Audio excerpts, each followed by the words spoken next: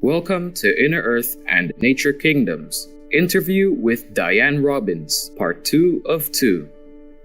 For over 25 years, well-known American telepathic communicator and author Dianne Robbins has been in contact with the civilizations of Inner Earth and Earth's elemental and nature kingdoms.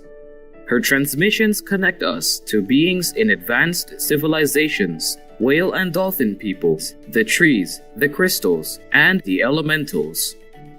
In the book Telos, Dianne mentions how the Hollow Earth people live harmoniously with animal people.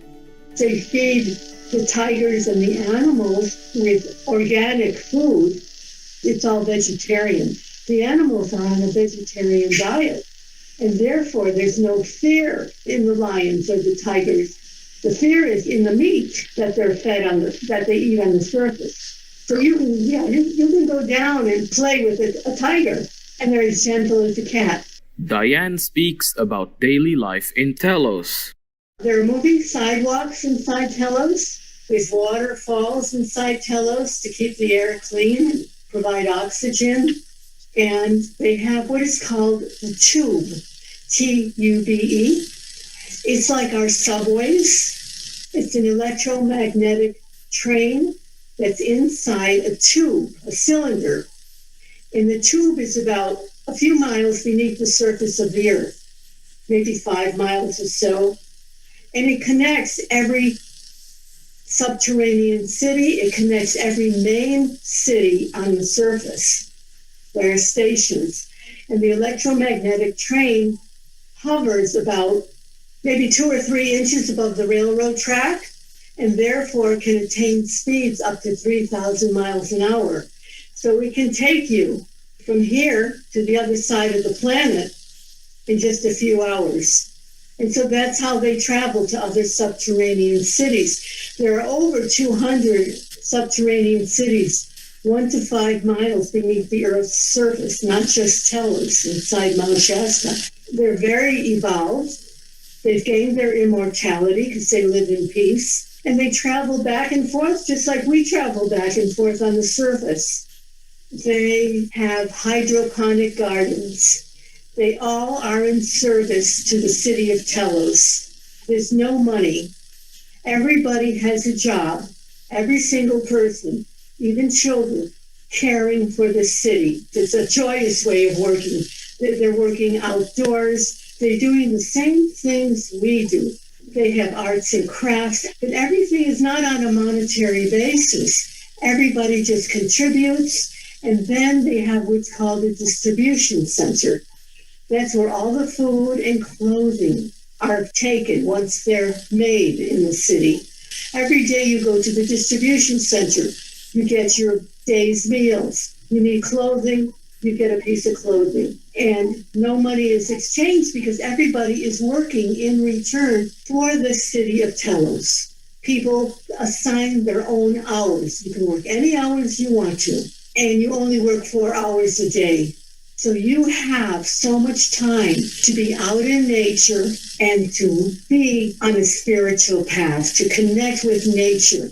That's the key, because all of the nature kingdom is connected with each other. The trees, the mountains, the flowers, they're all telepathically connected to each other.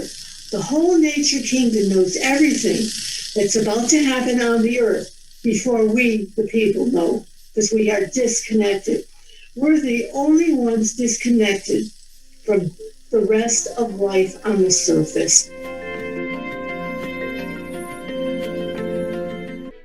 In 2008, Dianne received a special message from the Tree Kingdom.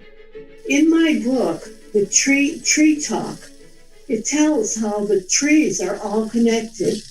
Within 2 minutes, they know everything that's going to happen on the other side of the planet or wherever it's going to happen, and they tell each other. So all of nature knows. The animals know, the flowers, the trees, but we don't know, because we disconnected. And the leaves on trees are recording plates. When you walk by a tree, it reads your thoughts. It knows what you're thinking, and it records your thoughts. It records what you're saying. The trees are living libraries. They ask us to talk to them, to stop, to touch them, to put our arms around them, to start connecting with them again. Once we're connected to the trees, we'll be connected to all life. Dianne speaks about the Golden Age. So, we are being told now that within 5 to 7 years of each Golden Age, the dark forces come in really strongly. This is about the 7th year of this Golden Age. It started in 2012. Now, the dark forces have come with the coronavirus, the lockdowns, vaccinations, everything to keep us in fear, to stop this 7th Golden Age.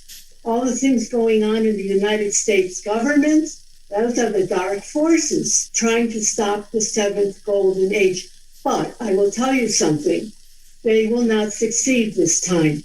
That's what the Ascended Masters have told us. Within a few years, they will be all removed from this planet. All the dark forces creating all the problems in the governments, in all areas, will be removed within 2 to 3 years, maybe 4. All the Ascended Masters are here. All the angels. We have so much help. But people have to call on the angels. The angels cannot help us unless we call on them out loud. They don't read our thoughts. The Ascended Masters can read our thoughts, and we have to keep asking for help. They can only come if we call us. But they're all here, and they're all ready. You've heard of the all-seeing eye of God, Cyclopeia? The all-seeing eye of God has already determined this 7th Golden Age is going to succeed, and we are going to ascend. And those people who have turned to the dark will be removed from the planet. That's the ultimatum from the Ascended Masters.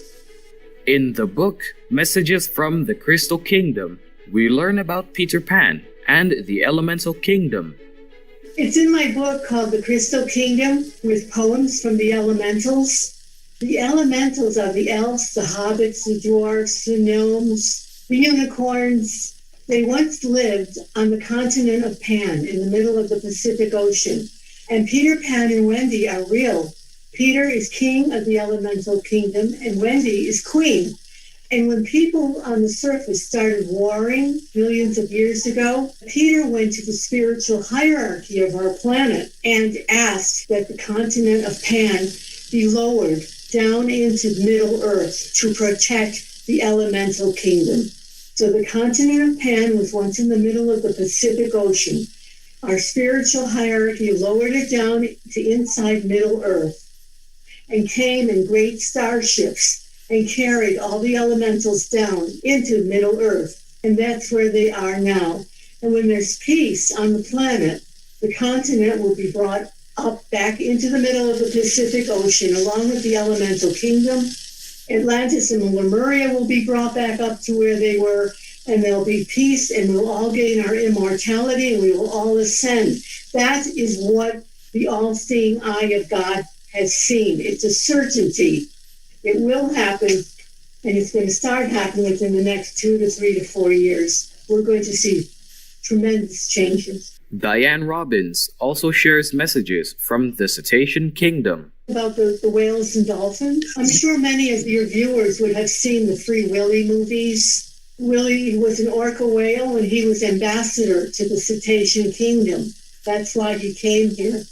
And the whales and dolphins have full consciousness. And the songs of the humpback whales support our biosphere. And the whales and dolphins are longing to talk to the people on Earth. And they ask that we talk to them no matter where we are, whether we're on land or near an ocean. They can hear us, and they talk to us all the time. And they are asking to connect with us also. So in essence, all kingdoms of the earth are asking to connect with us. They're asking us to talk to them and to connect with them.